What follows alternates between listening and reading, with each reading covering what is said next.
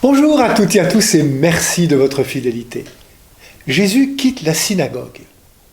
Il entre dans la maison de la belle-mère de Simon. Il impose les mains à de nombreux malades et des possédés. Il quitte les foules pour un endroit désert. Tout s'enchaîne rapidement dans une série de rencontres où l'autorité de Jésus guérit et libère des hommes et des femmes venant à lui.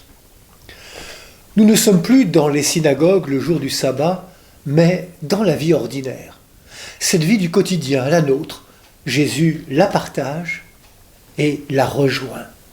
On découvre un Jésus attentionné qui se penche vers les détresses et entre dans le combat contre les forces du mal qui enchaînent les humains.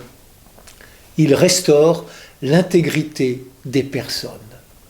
En agissant ainsi, Jésus nous éclaire sur ce que signifie annoncer la bonne nouvelle du règne de Dieu.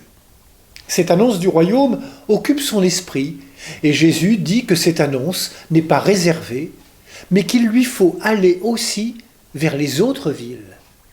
Personne ne pourra mettre la main sur lui. On ne peut retenir Jésus pour soi. Il est l'homme de tous. Ainsi Jésus trouve le temps d'aimer chacun, de regarder chacun, d'imposer les mains à chacun comme s'il était unique. Toute cette énergie qui habite Jésus, il la puise dans le désert. Le désert, c'est le lieu du silence, de la solitude, de la prière. Le désert, c'est le lieu de l'absolu, le lieu de la liberté. Les grandes choses commencent dans le désert, dans le silence, dans la pauvreté.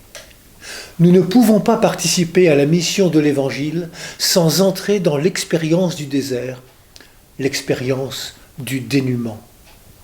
Pour Jésus, c'est le lieu de sa rencontre avec son Père.